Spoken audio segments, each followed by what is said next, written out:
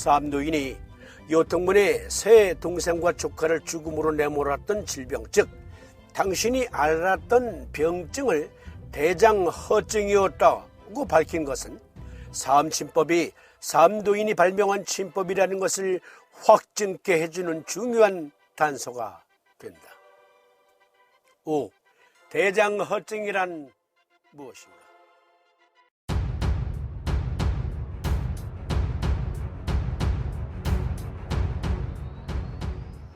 혹은 가을이면 우국하여 흉배가 무중하고 상복이 여포하며 이명이 대작하고 때로는 소연히 잠이 드나 때로는 공포증을 느끼거늘 널리 약사에 물었더니 혹은 내종이라고도 하고 혹은 심화라고도 하여 백구가 이소라고 한 사람도 대장증후인 것을 말하는 사람들이 없더라.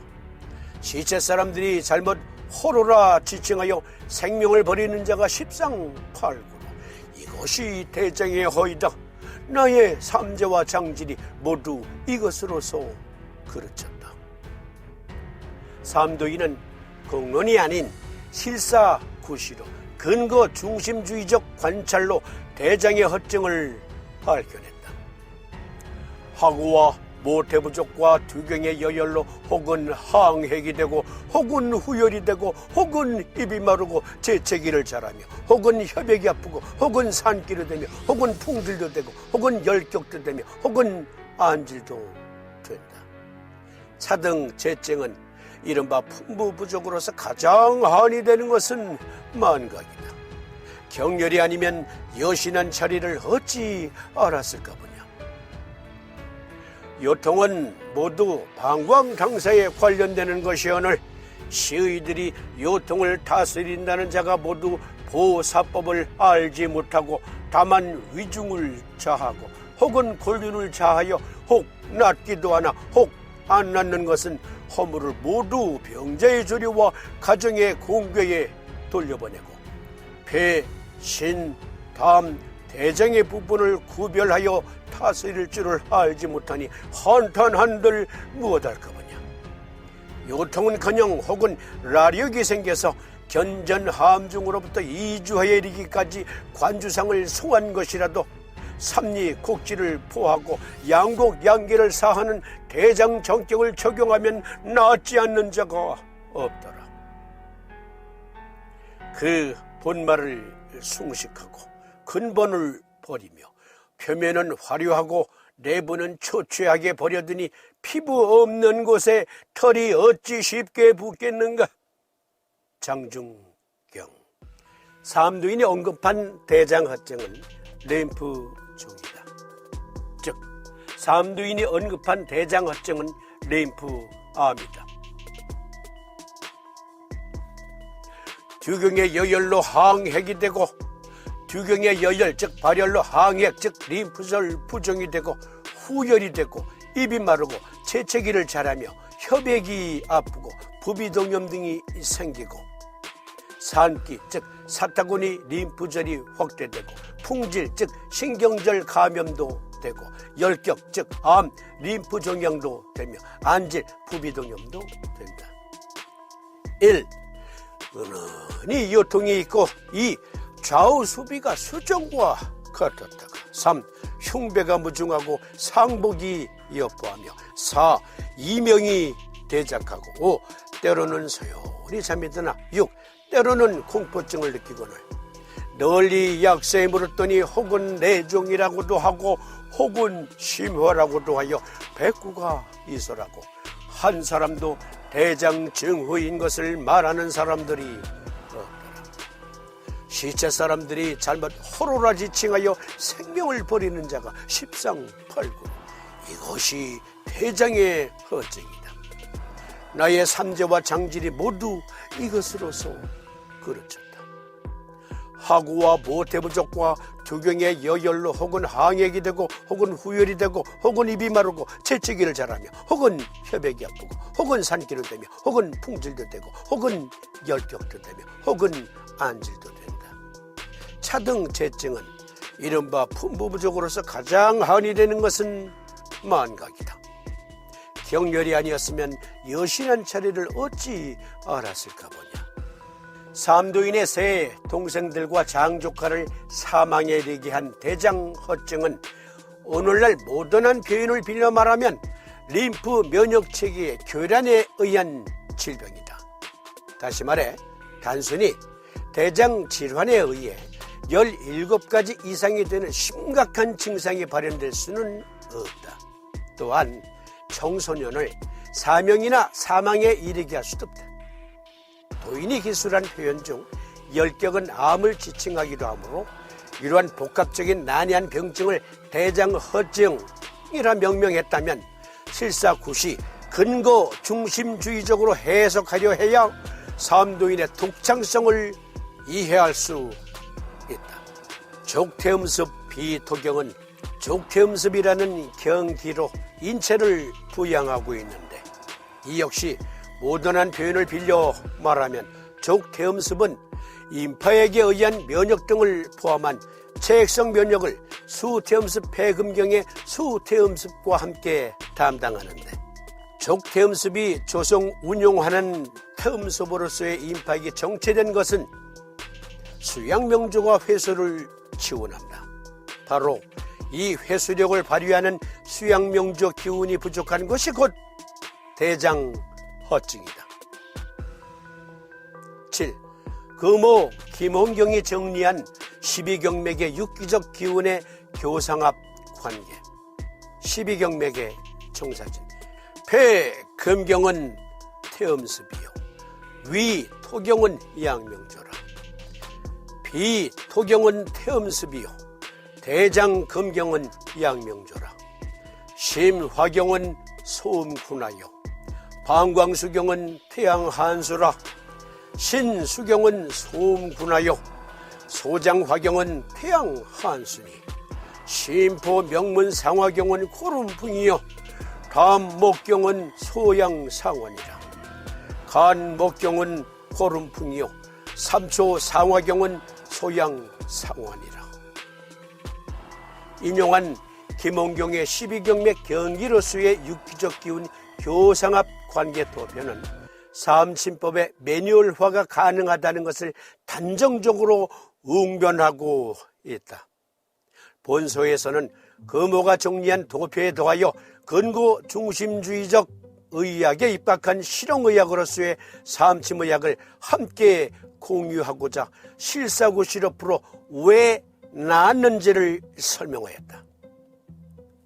요결에 곱추화되어가는 허리를 곧게 표기한 도인은 견증을 즉 장궁 노현을 폐허 또는 폐상이라 규정하고 요법으로 태백태연을 보하고 소부오제를 사하라 했다.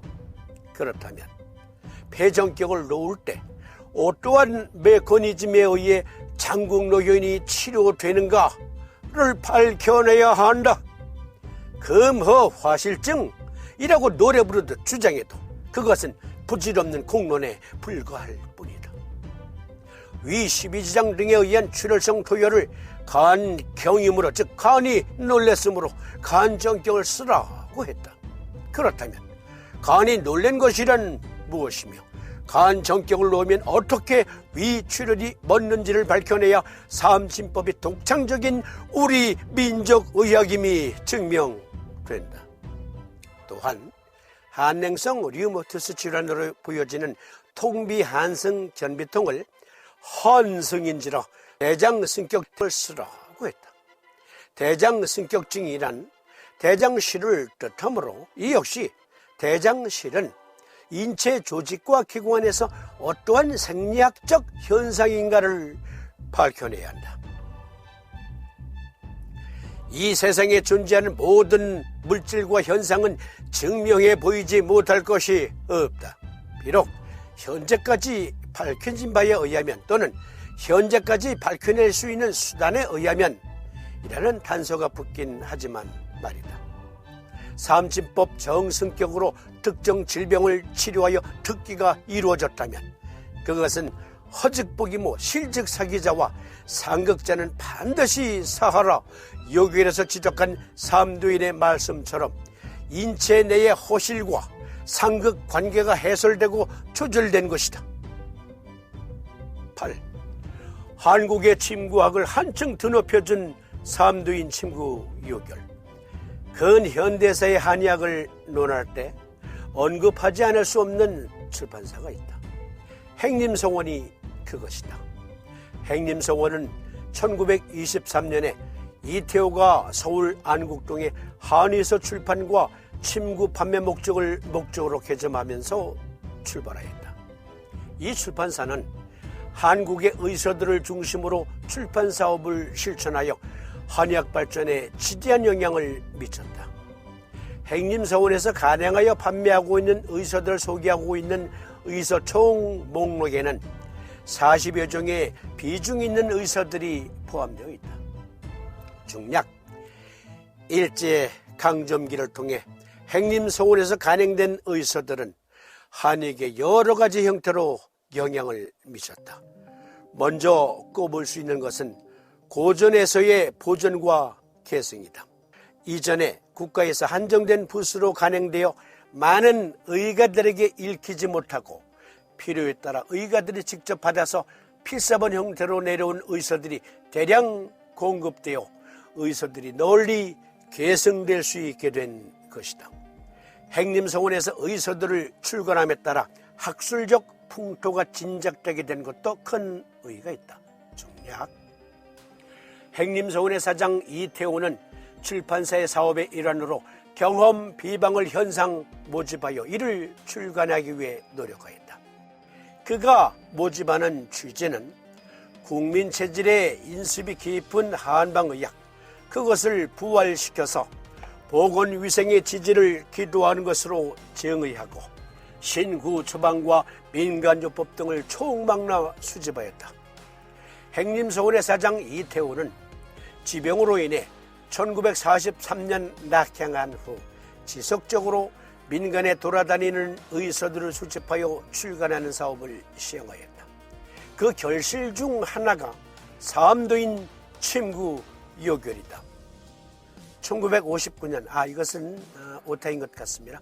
1955년에 간행된 이 책의 출간으로 한국 침구학의 수준은 한층 높아지게 되었다. 중략. 2007년 8월 이태호가 생전에 산더미처럼 모아놓은 원고더미 속에서 송시열의 삼방传료, 즉 효종대왕이 명의 100여 명의 처방을 집대성한 책, 이걸 찾아낸 것은 민족사에 남는 쾌거를 이룬 것이었다. 그 어느 때보다도 한국 한의학의 정체성의 확립이 시급하게 요청하는 이 시기를 맞이하여 행림서원에서 일제부터 노력을 경주한 한국 의소의 출판 사업은 정당하게 평가받아야 할 것이다.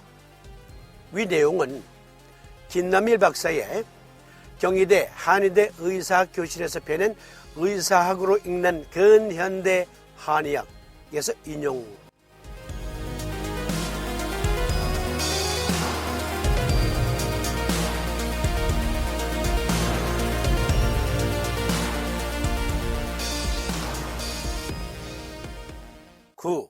사명당과 삼두인 침구 요결 역자의 서은. 일침, 이구, 삼복약의 요치의 도는 첫째는 침, 둘째는 구법이며 약치료법은 셋째라고 고인은 말하였다.